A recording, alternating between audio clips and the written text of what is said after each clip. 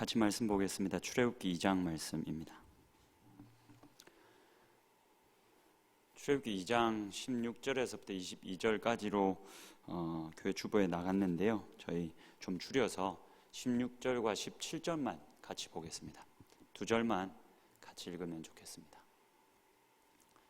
출애굽기 2장 16절에서부터 17절까지만 저희 같이 읽도록 하겠습니다. 같이 한 목소리로 읽겠습니다. 시작.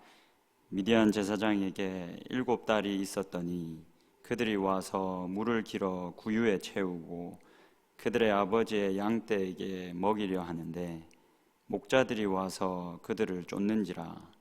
모세가 일어나 그들을 도와 그 양떼에게 먹이니라. 아멘. 오늘 출애굽기 2장의 말씀 가지고 함께 말씀을 나누면 좋겠습니다. 제가 오후 예배 때 설교 기회를 얻으면 계속해서 에베소서 설교를 해왔습니다. 많은 분들이 모르시지만 저 나름대로 열심히 에베소서를 설교하고 있습니다. 부부교구만큼은 부부교구원들만큼은 좀 알았으면 좋겠는데 제가 이렇게 에베소서 내가 설교하고 있는 부분에서 이렇게 이야기하면 마치 처음 듣는 것 마냥 이렇게 반응을 하더라고요. 그래서 아무도 알아주진 않지만 열심히 에베소서를 설교하고 있습니다. 근데 오늘은 이 말씀을 함께 나누면 좋겠다 싶어서 출애굽기 2장의 말씀을 함께 나누면 좋겠습니다. 오늘 저희가 두 절만 짧게 읽었는데요. 그렇지만 2장 좀 전체를 같이 살펴보면 좋겠습니다. 네. 너무 걱정은 하지 마십시오. 2장 전체를 살펴본다고 이렇게 막 너무 길어지진 않을 테니까 너무 걱정하지 않으셔도 되고 2장 전체를 좀 살펴보면서 이 출애굽기 2장을 통해서 하나님께서 무엇을 우리들에게 말씀하시고자 하는가를 함께 상고하는 시간이 되었으면 좋겠습니다.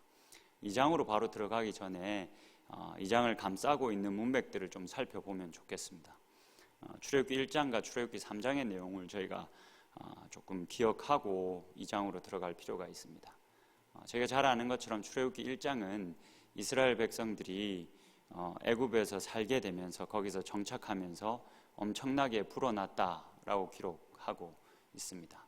그렇게 이스라엘 백성들이 번성하자 애굽이 긴장하기 시작했습니다. 애굽이 긴장할 만큼 이스라엘 사람들이 너무 이렇게 번성했습니다. 그래서 어떤 조치를 취해야 되겠다 해서 그들을 학대하기 시작했습니다. 힘들게 일을 시키고 심지어 바로 왕은 유아 살해를 명령합니다. 이게 너무 불어나니까 남아들은 태어나거든 바로 죽여라 라는 명령까지 하게 됩니다. 그게 1장의 내용이고 2장을 넘어가서 3장의 내용을 우리가 살펴보면 그렇게 학대받는 이스라엘 백성들이 고통하고 신음하는 소리를 하나님이 들으십니다. 그래서 하나님이 그 신음소리를 들으시고 모세를 부르십니다. 모세를 불러서 내가 너와 함께 할 것이다. 나의 백성들을 이 애굽에서 건져내라. 그러니까 출애굽시켜라 라고 명령을 하십니다. 이게 출애굽기 1장과 3장의 이야기입니다. 여러분 그렇다면 일반적으로 출애굽기 2장에는 어떤 내용이 기록되어져야 하겠습니까? 1장에는 이스라엘 백성들이 학대받기 시작했다. 3장에는 학대받는 이스라엘 백성들의 그 울음소리를 하나님께서 들으시고 모세를 들어 그들을 건져내라고 명령하셨다라는 이야기가 쌓여져 있다면 2장에는 일반적으로 어떤 내용이 기록되어지겠습니까? 모세가 어떤 사람이었는지, 어떤 자질을 갖춘 사람이었는지, 그래서 하나님은 왜 이 모세를 선택하셨는지 그것이 일반적으로 기록이 돼야 맞는 거겠죠. 그런데 오늘 2장의 내용을 쭉 살펴보면 우리의 기대와는 전혀 좀 다른 방향으로 이야기가 기록이 되어집니다. 오늘 크게 세 부분으로 좀 나누어서 보면 좋겠는데요. 2장 1절에서부터 10절까지 그리고 11절에서부터 16절까지 나머지 부분 이렇게 세 부분으로 나눠볼 텐데 먼저 이 1절에서부터 10절까지는 모세가 40살이 되기 이전의 이야기들을 기록하고 있습니다. 사실 2장에는 우리가 2장을 딱 이렇게 들어가면 당연히 모세의 어떠함들, 모세에 대한 인물에 대한 정보가 많이 나올 것이다 라고 기대하고 들어가는데 그 인물에 대한 묘사는 많이 적습니다. 근데 사실 이 내러티브로 기록되어져 있는 많은 구약의 본문들 속에는 인물에 대한 묘사가 꽤나 중요합니다. 그 인물에 대한 묘사에 이 저자가 담고 싶은 메시지를 많이 담아 놓은 경우들이 있습니다. 예를 들면 그런 거죠. 다윗과 사울의 이야기를 보면 다윗은 다윗에 대한 인물에 대한 묘사는 그 다윗을 굉장히 볼품없는 사람으로 묘사를 다 해놓았습니다. 그냥 소년이고 작고 어여쁘고 이 정도로 인물을 묘사하고 사울은 정말 왕에 합당한 사람인 것 마냥 묘사를 해두고 있습니다. 다른 사람들보다 어깨가 하나 더 있고 귀걸이 장대하고 누가 봐도 이 사울은 왕에 적합한 사람인 것처럼 묘사를 해두고 있습니다. 이런 인물 묘사를 통해서 사실은 저자는 전달하고 싶었던 내용이 있었던 거죠. 그만큼 구약 내러티브를 여러분들이 보실 때 저자가 인물에 대한 묘사를 주면 그걸 유심히 보실 필요가 있습니다. 거기에 많은 메시지를 저자가 담아두고 있기 때문에 그렇습니다. 근데 어떻게 보면 출애굽기 2장은 그러한 인물에 대한 묘사, 모세에 대한 묘사로 가득해야 합니다. 근데 그 인물에 대한 묘사가 굉장히 제한적입니다. 2절을 한번 보시겠습니까? 성경을 다 펴시고 출애굽기 2장에 보시면 유일한 모세에 대한 묘사입니다. 외적인 어떠함에 대한 묘사인데 2절을 한번 보십시오.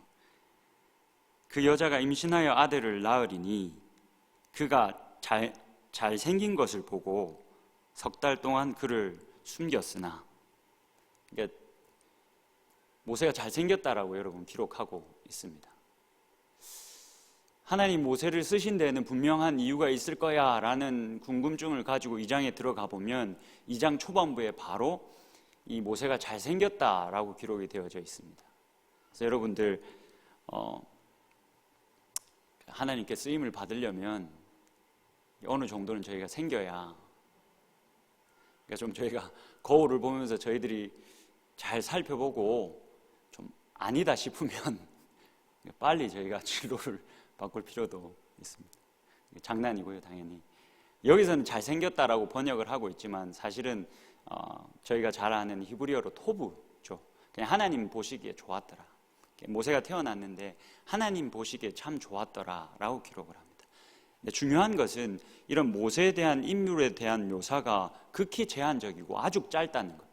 그리고는 넘어가서 바로 성경 저자가 어떤 이야기들을 풀어가냐면 이 모세가 바로 왕의 명령 때문에 죽을 고비를 넘겨서 이 모세 누나 그리고 엄마가 이 모세를 갈대 상자에 넣고 이 죽음을 명쾌하기 위해서 강으로 띄우는, 그래서 바로의 공주가 그 갈대 상자에 놓인 어린 아기를 보고 자신의 아들로 삼게 되는 그 이야기로 1절에서부터 10절까지의 내용을 가득 채우고 있습니다. 1절에서부터 10절까지의 가장 중요한 내용이 바로 10절에 기록되어져 있습니다. 10절을 보시면 그 아기가 자라매 바로의 딸에게로 데려가니 그가 그의 아들이 되니라. 그가 그의 이름을 모세라 하여 이르되 이는 내가 그를 물에서 건져내었음이라 하였더라. 이게 모세가 이 물에서 건져내어지는 그 장면을 성경 저자는 계속 이게 아주 디테일하게 기록을 해 두었습니다. 이 모세에 대한 어떤 인물 묘사를 많이 줄이고, 그다음에 이 모세가 죽을 고비를 넘겨서 이렇게 물에서 건짐을 받았다. 이 모세의 이름이기도 하죠. 이렇게 물에서 건짐을 받았다라는 내용으로 초반부를 채우고 있습니다. 두 번째로 넘어가면 바로의 궁에서 이 모세가 어떻게 시간을 보냈는지에 대한 내용들이 기록되어져 있습니다. 11절에서부터 15절까지를 보면 그 내용들이 채워져 있는데, 사실 저희가 이 모세가 바로의 궁에서 무엇을 했는지가 꽤 궁금하지 않습니까? 어떤 문물을 겸비하게 되었는지, 어떤 경험을 했고 무엇이 준비되었는지, 무언가가 잘 준비되었기 때문에 하나님께서 출애굽이라는 엄청난 사역을 모세에게 맡기지 않았겠습니까? 그래서 바로의 궁에서 무엇을 배웠을까? 어떻게 준비되었을까? 이것이 굉장히 우리들에게는 궁금한데, 성경 저자는 또 다른 내용으로 이 이야기를 채워갑니다. 그저 이 모세가 사고를 치는 이야기를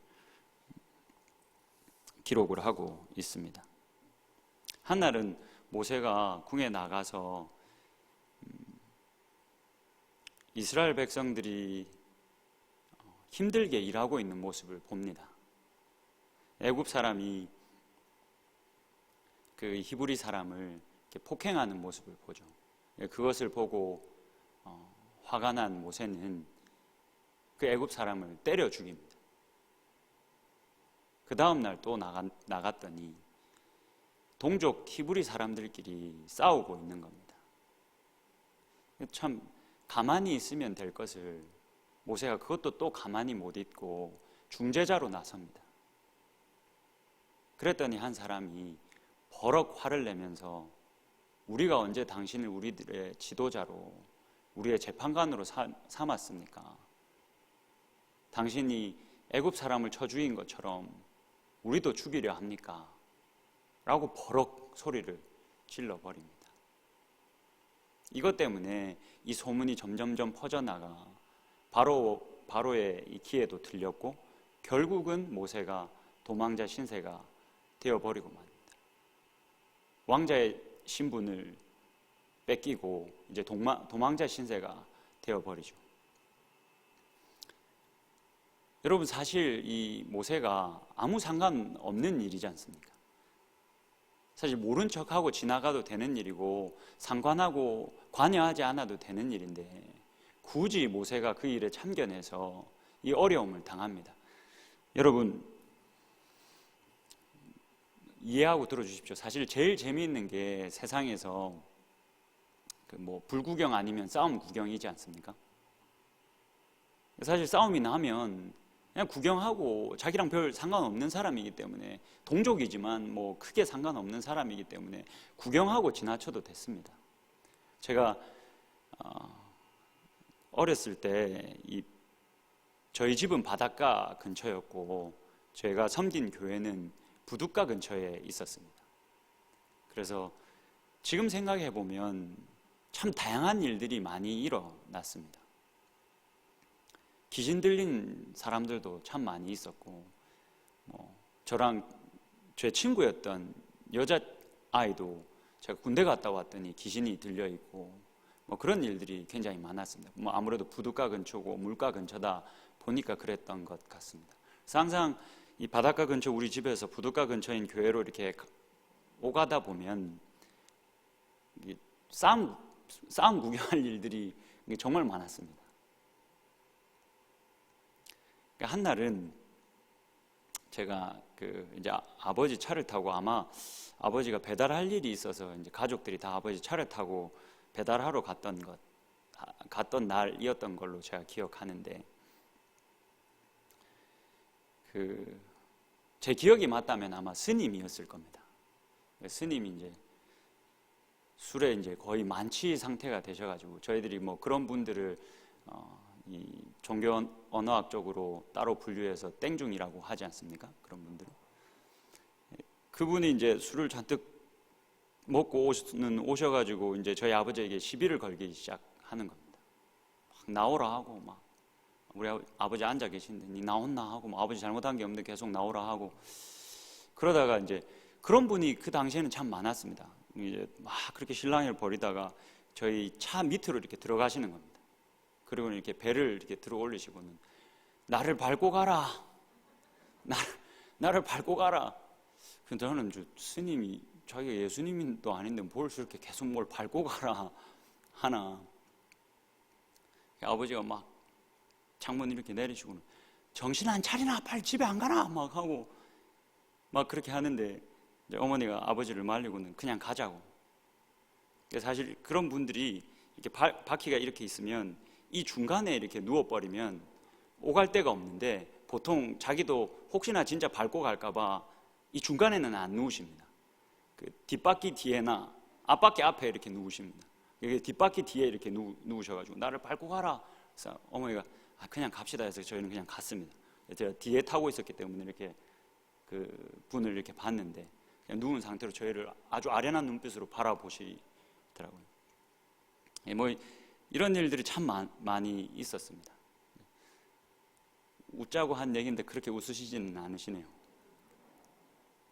이런 사실은 뭐 이런 싸움 구경들이 모세와는 크게 상관이 없는 일일 수 있기 때문에 사실은 모세가 크게 관여하지 않아도 됐습니다.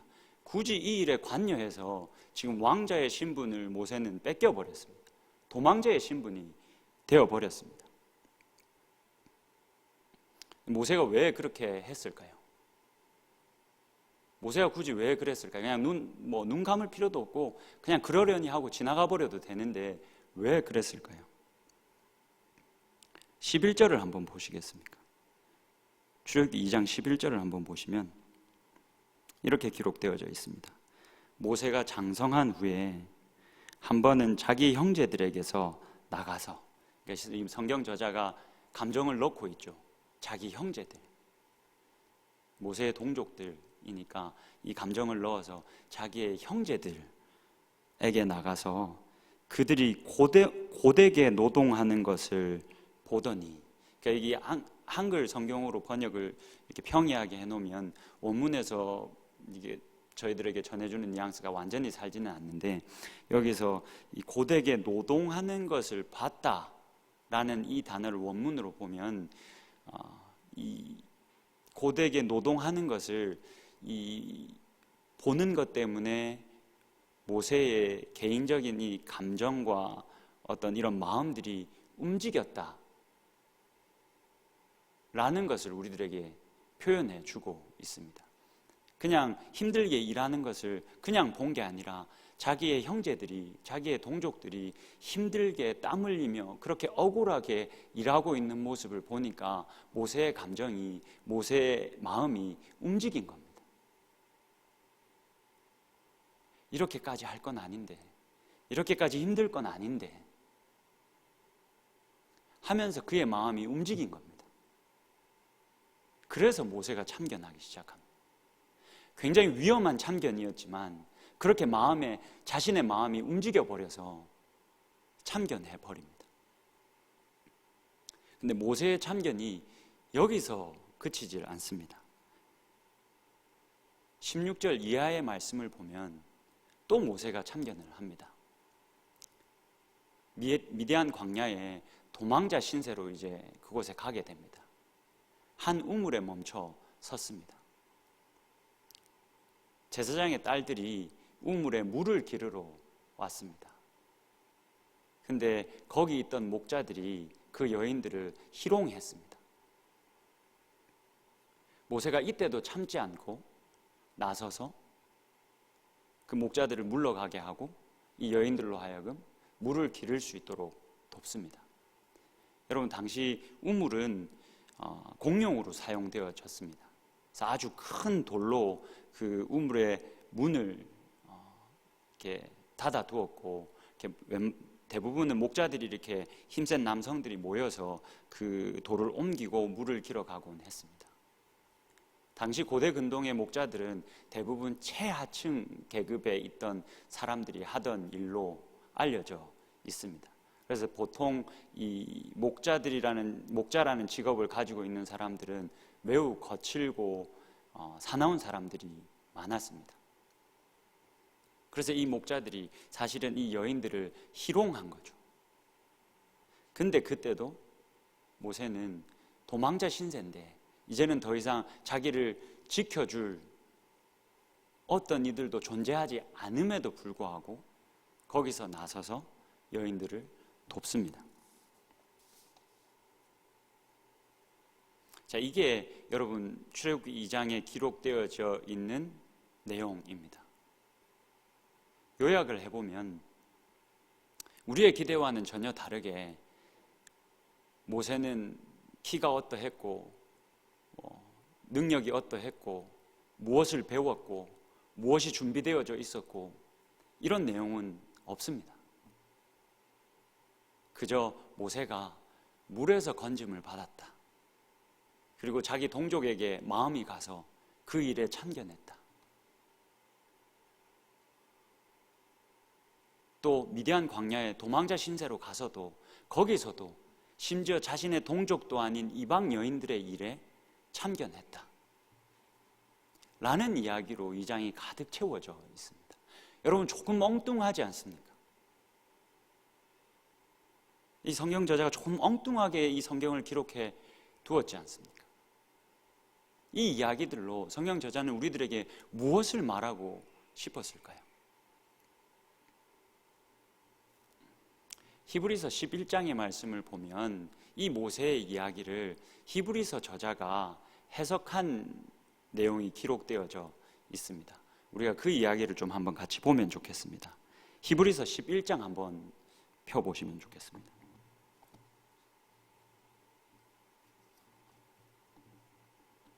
히브리서 11장 24절에서부터 26절까지만 좀 같이 보겠습니다. 이 히브리서 저자는 이 구약의 이 모세의 이야기를, 특별히 이 2장의 이야기를 어떻게 해석하고 있는지를 한번 보시면 좋겠습니다.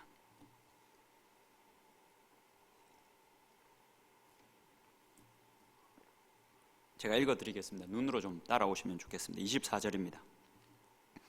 믿음으로 모세는 장성하여 바로의 공주의 아들이라 칭함받기를 거절하고, 25절, 26절이 중요합니다. 도리어 하나님의 백성과 함께 고난받기를 잠시 죄악의 낙을 누리는 것보다 더 좋아하고, 그리스도를 위하여 받는 수모를 애굽의 모든 보화보다 더 큰 재물로 여겼으니 이는 상 주심을 바라봄이라. 아멘. 26절의 말씀에 좀 주목해 보면 좋겠습니다. 그리스도를 위하여 받는 수모. 그러니까 쉽게 말하면 모세가 했던 이 참견들, 쓸데없는 참견들이 그리스도를 위한 수모라고 이야기합니다. 사실 이 그리스도를 위한 수모는, 여러분 한번 잘 들어보십시오. 이 그리스도를 위한 수모는 사실은 지금 히브리서를 읽는 독자들이 하고 있는 겁니다. 1세기 초기 이 기독교 공동체에서 그리스도인들이 그리스도인 되었다는 것 때문에 손해를 참 많이 받았습니다. 길드에서 쫓겨나기도 하고, 이 황제 숭배를 안 한다는 것 때문에 왕따를 당하기도 하고, 여러 가지 그리스도를 위한 수모를 많이 겪었습니다. 지금 이 히브리서를 받아서 읽고 있는 사람들이 하고 있는 일이 그리스도를 위한 수모입니다. 근데 지금 이 히브리서 저자가 모세가 했던 참견을 그거와 같은 것으로 보고 있습니다.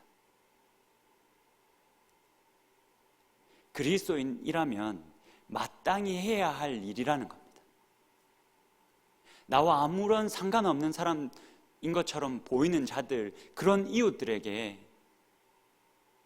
내 것을 내어주고 내 것을 내려놓아야 한다 할지라도 그리스도인 되었기 때문에 그리스도를 위한 수모를 위해서 그렇게 참견하고 그렇게 다가가서 그 사람을 돕는 것, 그것이 그리스도인들이 마땅히 해야 될 일이고, 지금 이 히브리서를 받아서 읽고 있는 그 사람들이 하고 있는 일이고, 동시에 모세도 한 일이다 라고 이야기를 하고 있는 겁니다.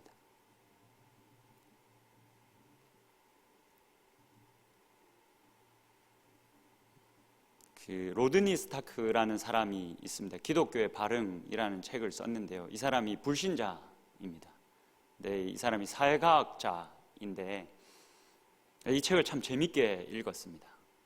이 사람이 불신자로서 이 사회과학적인 과학적 방법으로 초기 기독교 공동체가 어떻게 성장할 수 있었는가를 밝힙니다. 왜 이 기독교 공동체가 이런 박해 속에서, 이런 어려움 속에서 성장할 수 있었는가를 이 과학적인 접근 방법으로 해서 밝힙니다. 여러 가지 이유 중에 하나가, 제일 참 저에게 인상 깊었던 것 중에 하나가, 초기 기독교 공동체가 어떻게 발전했는가, 왜 발전했는가, 왜 성장했는가, 팬데믹 때문이랍니다. 전염병 때문이라고 합니다. 그 당시에는 뭐 의료시설이나 수준이 다 뭐 말도 못하는 수준이었죠. 근데 전염병이 뭐 로마를 싹 휩쓸고 갔을 때 그 안에서 기독교가 힘을 발휘했다는 겁니다. 기독교인들이 기본적으로 하나님 사랑과 이웃 사랑이라는 이 말씀을 근간으로 많은 사람들이 전염병에 걸려 쓰러져 죽을 때 기독교인들만 그 전염병에 걸린 사람들에게 다가갔다는 겁니다.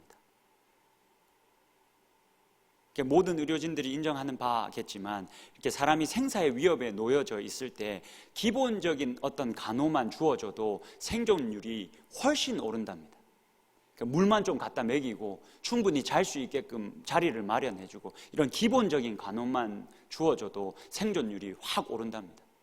근데 그때 전염병이 온 로마를 휩쓸어서 3분의 2 가량의 사람들이 죽어나갈 때 그때 기독교가 힘을 발휘했답니다. 이웃을 내 몸과 같이 사랑하라 라는 그 말씀을 근간으로 해서 이 기독교인들이 자신의 이웃들을 보살핀 겁니다. 대단한 일을 한 게 아니라 그냥 그 말씀에 이끌려서 자신들도 겁이 많이 났겠죠. 근데 물 떠다 먹이고 좀 편히 잠잘 수 있게 자신의 자리를 내어주고, 그것 때문에 이교도인들의 생존율보다 기독교인들의 생존율이 훨씬 높았답니다. 기본적인 간호가 이 기독교 공동체 내에서는 주어졌기 때문에.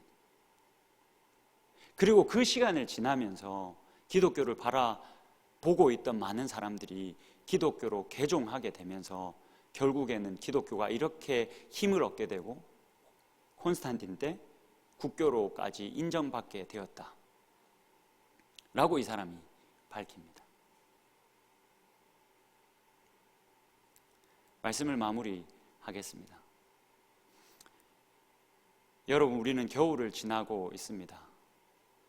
저는 개인적으로 사역을 시작하고 난 다음부터는 겨울이 참 싫어졌습니다.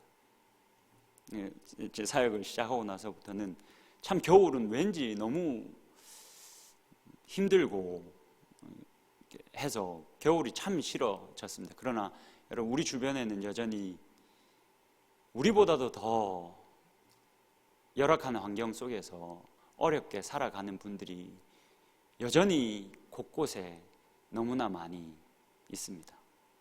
근데 여러분, 기독교는 모세도 그랬고, 그리고 이 히브리서를 받아들고 읽던 사람들도 그랬고, 여전히 세상의 소망으로서의 역할들을 해왔습니다. 거름더미에 앉아 있는 자들, 먼지더미에 앉아 있는 자들, 예수 그리스도가 저 높은 하늘 위에서 이 낮은 땅까지 내려오셔서 그들의 손을 잡아주시고 그들과 함께 식탁 교제하시고 그들에게 죄 없다 말씀해 주시고, 그렇게 그들의 먼지를 탈탈 털어서 높은 곳에 앉히셨습니다. 그리스도인으로 부름받은 우리들의 마땅한 사명은 그런 자들에게, 그런 사람들의 인생에 내 것을 내어줄지라도, 내 것을 내려놔야 한다 할지라도 참견하고 다가가고, 그래서 그들을 일으키는 것이 그리스도인들이 받은 마땅한 사명입니다. 수많은 신앙의 선조들이 그렇게 이웃을 내 몸과 같이 사랑하라는 말씀을 붙들고 그렇게 그리스도인답게 살아왔기 때문에 기독교는 지금까지 유지되어질 수 있었고, 사람들이 요것할지 욕을 많이 하고 있는 상황 속에서도 여전히 세상에 답과 소망으로 존재하고 있습니다. 모세가 그랬던 것처럼, 많은 신앙의 선조들이 그랬던 것처럼, 오늘 이 추운 겨울을 지나야 하는 우리들보다 더 힘들게 살아가고 있는 많은 이웃들의 손을 잡아주고 그들의 인생에 참견하는 것을 주저하지 않는 그런 저와 여러분이 될 수 있기를 주님의 이름으로 축복합니다.